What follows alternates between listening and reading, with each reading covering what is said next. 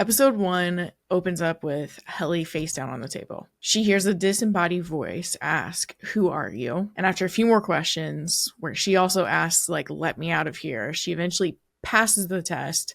The door in the room opens, and Mark S. is standing there. We cut to a scene where we see Mark S. in his car in the parking lot weeping before he goes through all the Lumen security protocol and ends up in a department called Macro Data Refinement.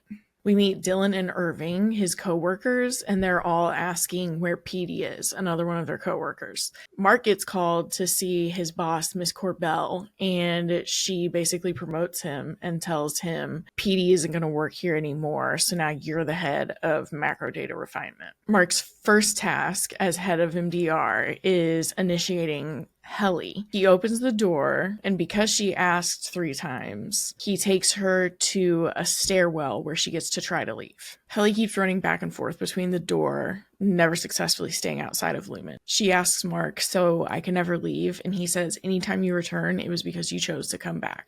Outie Mark goes home and has a problem with one of his neighbors who took his trash spot. Then Outie Mark goes to a dinner with his sister and her pretentious husband, who is doing a dinner without food. It's just conversation. His brother-in-law Rickon and his friends talk about the messy politics of Severance. After the dinner, Devin and Mark talk in the kitchen about his late wife, and she tells him she's just not sure that being severed for 8 hours a day is the same thing as healing. Outie Mark drives home and talks to his neighbor, Miss Selvig, in person, who is actually Miss Corbell. Episode 2 opens up with Outie Helly recording her video to her innie, telling her that she consents to all of this and is doing it willingly. While she's getting her chip implant procedure done, Milichik takes a picture of her and says, "I'm excited to meet you." Innie Helly is getting more and more upset that she keeps returning to Lumen. And when MDR wins a party for some of the work that they've done, she escapes from the party and tries to get a note out of the door that she tried to go through in the stairwell previously. The alarms go off and Mark takes her punishment and ends up in the break room. Outie Mark has a red envelope on his car from Petey that tells him if he wants more information to come to 499 Half Loop Road. So the next morning, Outie Mark calls in sick from work and goes to this address and finds Petey in a greenhouse. Petey tells Outie Mark any life isn't very great and even plays him some recordings that display that fact. While explaining all of this, his nose starts to bleed and he tells Mark about reintegration sickness and how there are some really bad side effects. Back at Lumen, Irving is dozing at work, so he's sent to Wellness, which is next to OD, Optics and Design, and he meets Bert. After Bert and Irving's meet cute, Miss Casey does a wellness session with Irving. Mark performs the compunction statement in the break room for the punishment he took for Helly. And Helly has a moment where she recognizes numbers and says, "Oh, I see them. They're scary." At Mark's house, Petey's reintegration sickness is getting worse, and he's starting to see his innie life in his outie life. In episode 3, innie Helly decides to send a video of her resignation to her outie and thinks she's going to get out. Her outie denies her request. Mark's brother-in-law, Rickon, drops off his new book, The You Are, on Mark's porch. Irving thinks taking Helly to the perpetuity department will help her want to do the work that they do. The perpetuity department seems to be a museum of everything here. While they're in the hallways, Helly tries to escape again, and now she ends up in the break room. When cleaning up old group photos with Petey in them, Mark discovers a map on the back of one of the photos. Suspicious of Mark, Milichik goes to his house and finds Rickon's book on the stoop and picks it up and takes it with him. Petey's reintegration sickness escalates at a gas station, and we see him drop to his knees with blood running down his face. Mark makes eye contact with Petey at the gas station and flees the scene. At home, he hears Petey's phone vibrating in his basement. Episode 4 opens up with Helly in the break room. When she makes it back to MDR, they asked her how many times she did it, and she says 1,072 times. Irving goes to see Bert in Optics and Design and sees the UUR that Milichik left in a conference room. He shows the book to Dylan and Mark, and they decide to keep it secret. In the bathroom, Mark reads in the book the quote, "Your job needs you. You don't need your job," and has never heard something like that before. Helly goes into Corbell's office and threatens to cut off her fingers with a paper cutter if she can't record a video for her Audi. Corbell allows her to record a video for her Audi so that she doesn't cut her fingers off. Helly's Audi denies her request again and says, "I am a person, you are not. I make the decision, you do not." Corbell has to go to Petey's funeral so that she can get the chip out of his body. She runs into Mark at the funeral and is a little bit suspicious of him being there. Helly goes to leave for the end of the day and takes an extension cord and a trash can with her into the elevator and attempts suicide in the transition between Innie to Audi. Mark goes to leave for the day and the elevator opens to Helly hanging from the ceiling. In episode 5, Mark returns to work and Corbell is there waiting for him. She tells him that Helly is okay and will just be in the hospital for a few days. Audi Mark learns that his sister went into labor while he was at work, and he drives out to the resort that she's having her delivery at. Milichik prints a coup painting that makes OD look bad to dissuade Irv from becoming friends with Bert.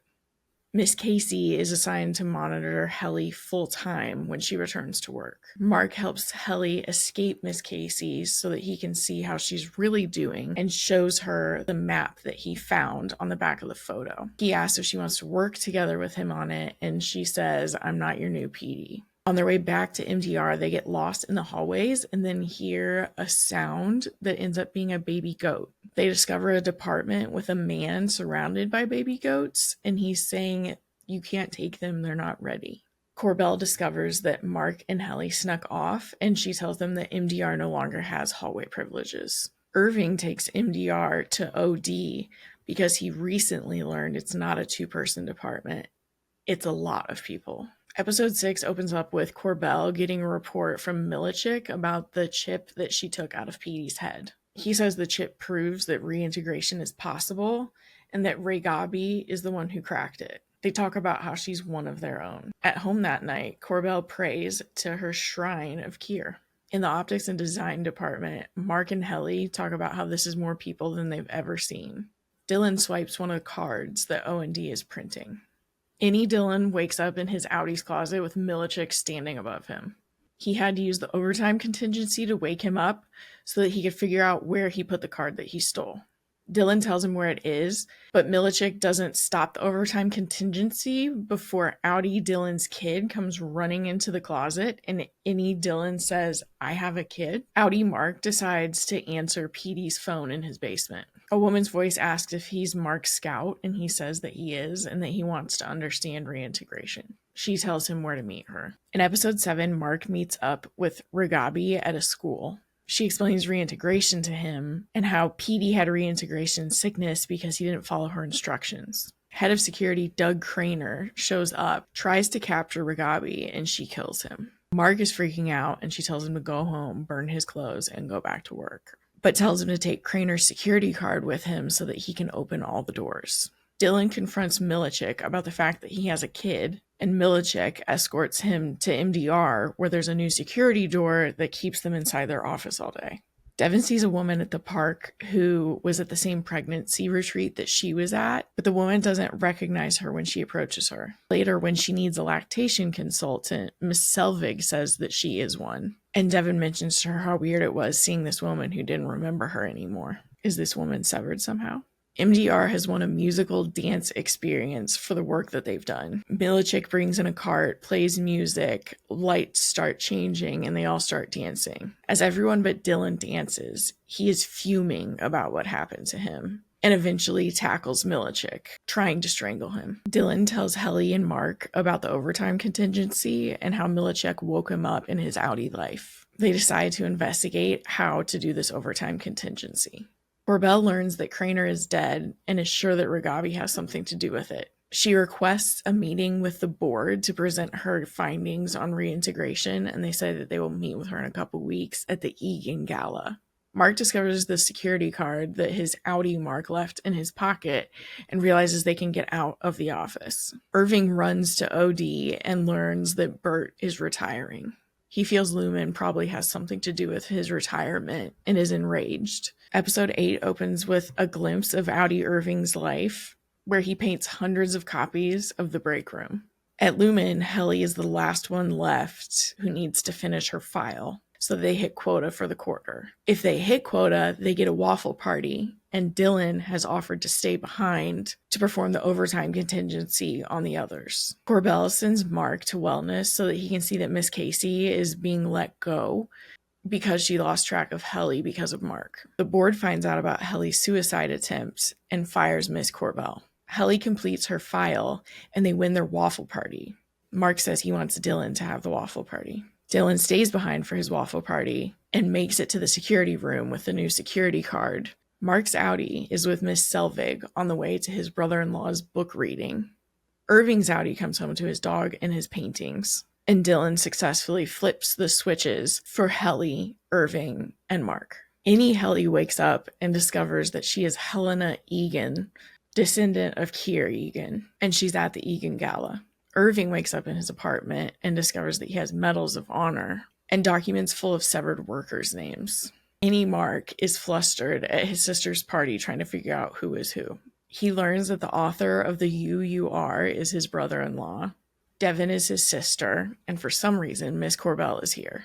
He asks his sister if he can talk to her alone, so she leaves her baby with Miss Corbell and goes back to her room with Mark. Mark tells her what it's like to be an innie, and she sympathizes with his experience. But when he asks why his boss is at the party, she realizes that Miss Selvig has been stalking her. They're scared that she took the baby, but they find the baby in a separate bedroom. Annie Mark addressed Miss Selvig as Miss Corbell, and she fled the party, knowing that they had flipped the overtime contingency.